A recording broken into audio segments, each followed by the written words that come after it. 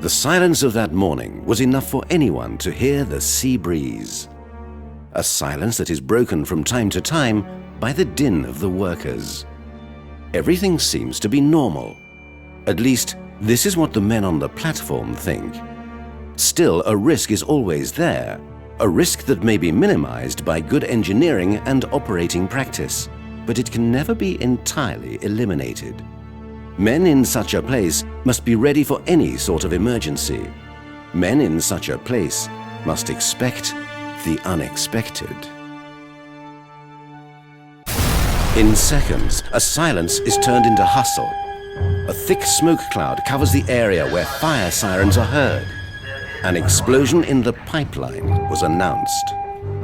A large leak occurs at the WHPT-4 flowline riser at UAD CPP, Al-Dawh.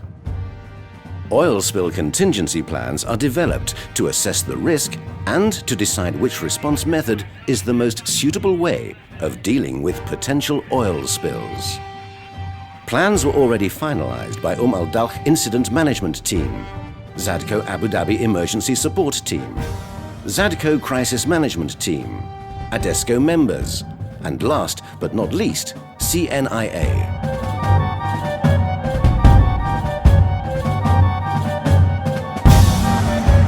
The tactical response team must be as effective as possible within the constraints of available resources. 2 people suffer serious burns. 4 people suffer minor injuries. It's time to apply knowledge and skills into practice.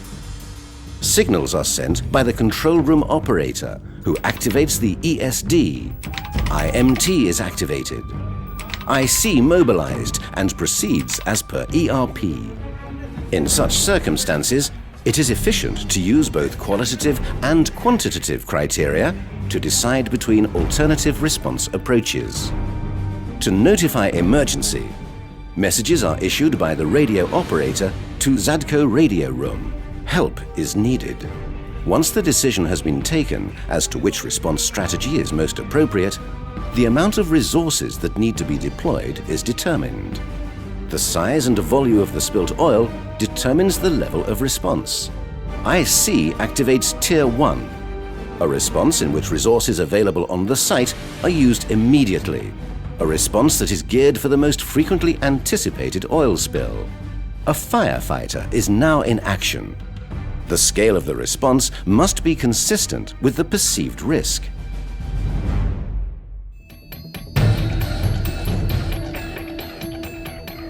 Oil spill response vessels begin to move to UAD to pick up the platform team. Medivac helicopters on their way to pick up the injured who were moved temporarily to the site clinic area where they received first aid treatment. There, the site safety officer monitors the evacuation and mustering. No pushing, no running. Keep safe. By the time the team was ready to evacuate, a large area of floating oil was seen to the south of the platform. An oil spill of 200 meters width and 2 kilometers long was already formed. The fire is large. This was realized by the IC, a response which is usually activated for oil spills of large size and for which external resources will be required to assist in containment and recovery.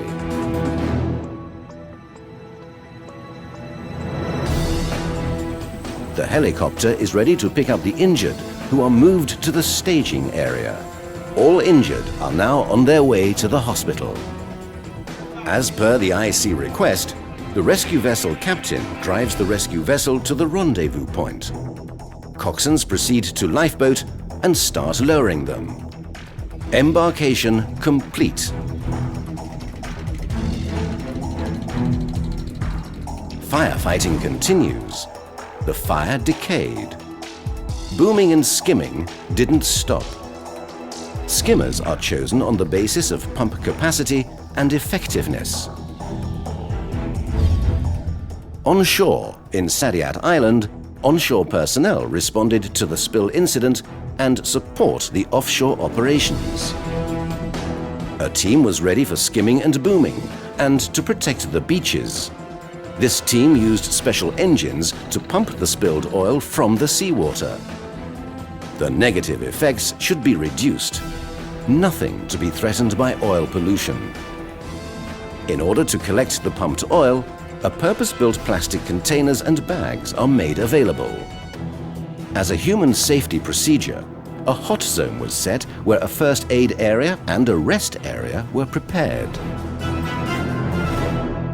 The rescue operation was concluded successfully.